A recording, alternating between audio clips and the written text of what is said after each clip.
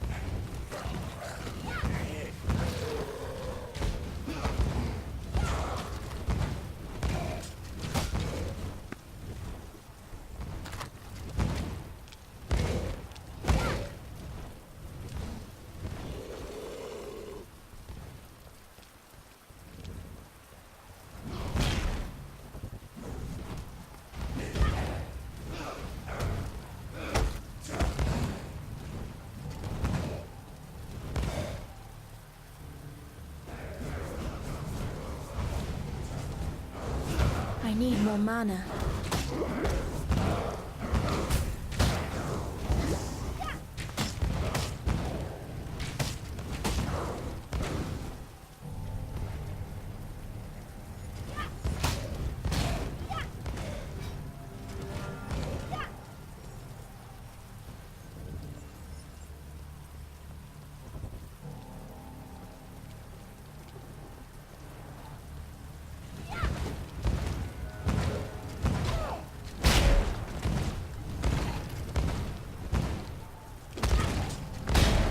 Too much clutter.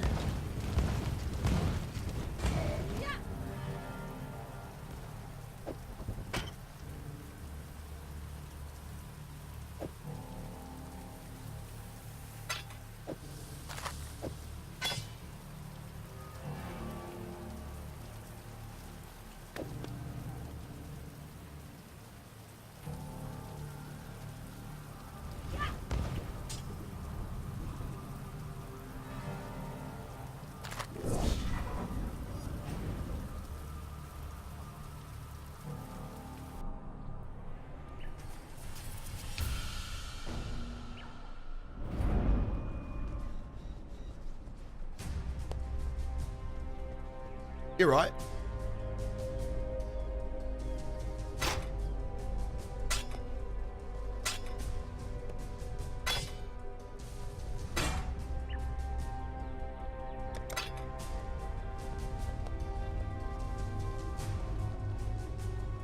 Watch yourself. You find a high enough spot and you can see the Lunaris temple over the river, at the western edge of the city. Since the blackguards arrived, the clouds above that temple have been stained with the blackest of smoke. You can see it sometimes when the westerly blows. It stinks worse than death. I know. So strange that stone and metal should move and live as you and I. Still, I read that Chitis's sculptors used to soften their materials with thaumatic sulfite, a byproduct of gem refining. It's the only connection that I can fathom between the cataclysm and the living sculptures of San. Be careful. The Gemling Queen? She's... impossible. How did she survive? Why is she not one of the Undying? No, these questions can wait. There's a more pressing one. Is she safe from the Ebony Legion? You've been busy. With the spool back where it belongs, the Wiggins should be able to keep the Ebony Legion at bay.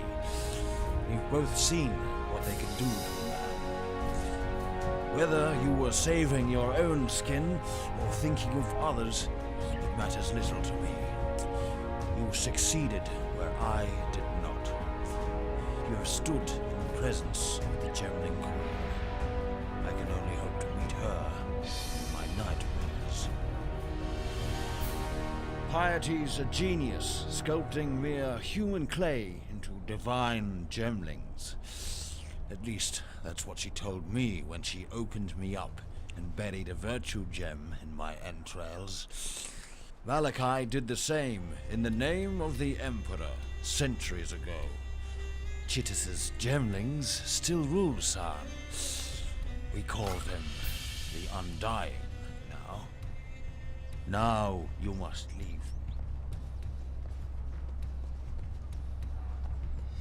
Kala. Citizens of San that was. The Undying have been around for hundreds of years. Left to their own devices, they're likely to survive for hundreds more. Still, they're not immune to mortality's touch. They can be killed with some difficulty. Why are you still standing there? Stay out of the shadows. They bite.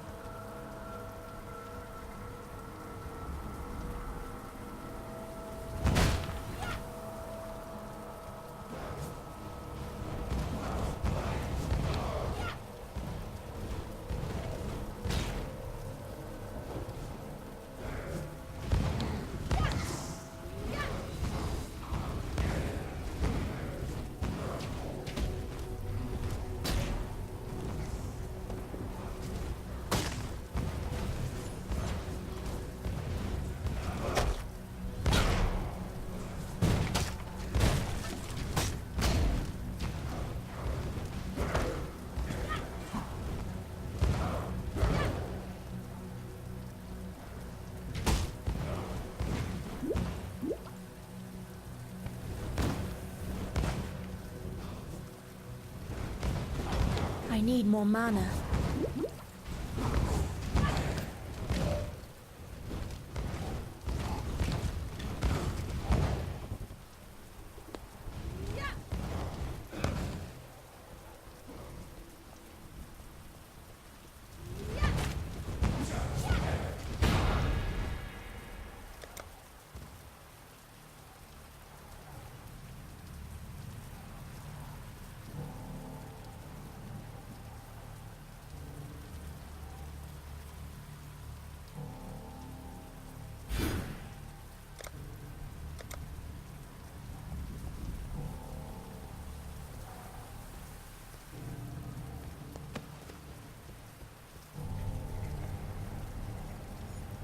Now there's a familiar face.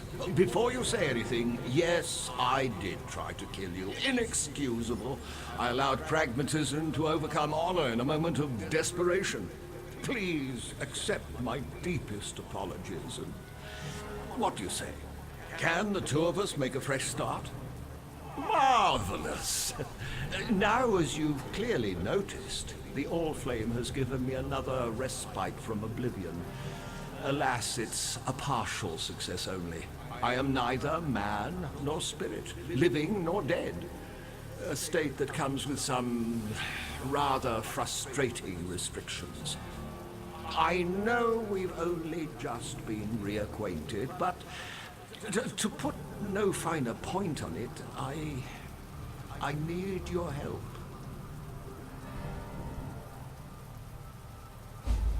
Interested, are we? Oh, splendid! In return, I have a gift or two that I may bestow upon you with a click of my translucent fingers. All you need do is furnish me with a crystal decanter and a juicy piece of fruit. Two humble items that remain agonizingly out of reach for a man in my peculiar situation.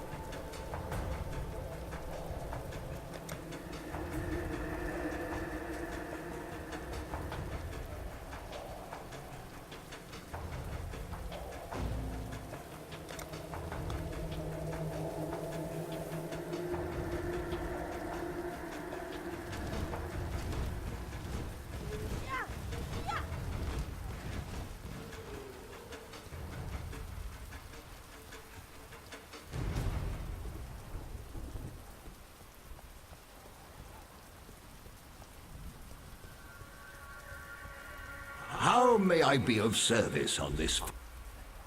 I'm sure you've heard of Malachi by now. Ever the heterodox, he sought otherworldly inspiration by imbibing a substance called ghost wine. For the purpose, he created the decanter spiritus. I found it on my last visit here. Liquid placed in this crystal decanter becomes quasi-apparitional in nature. I'm sure you can glean the decanter's usefulness to me. Conventional liquids simply don't hit the spot.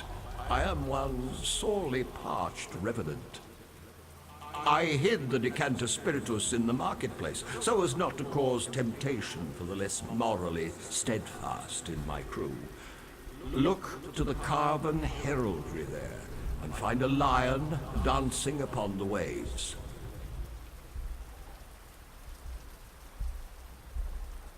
Emperor Chittus was stabbed in the posterior by his own Lord Mayor on the eve of the Purity Rebellion. Chittus's grieving gemlings buried him in the Imperial Gardens, and a plum tree was planted upon his resting place, so that his mourners might taste of his glory for years to come. I found that tree, and one of my men tasted its fruit. I've never seen so much agony crammed into such a brief moment. This may seem a peculiar request, but please bring me one of Chittus's plums.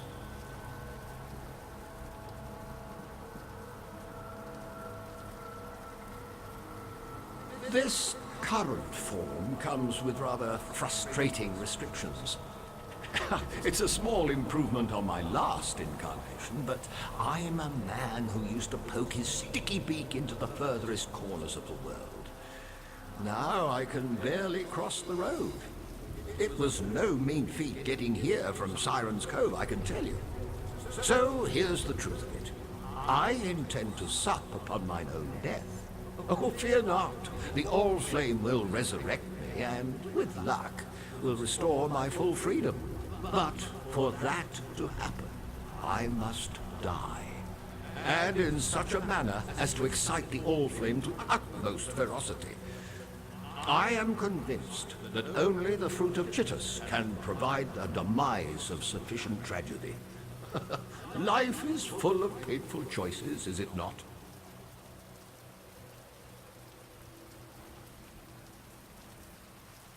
I visited Sarn some 30-odd years ago.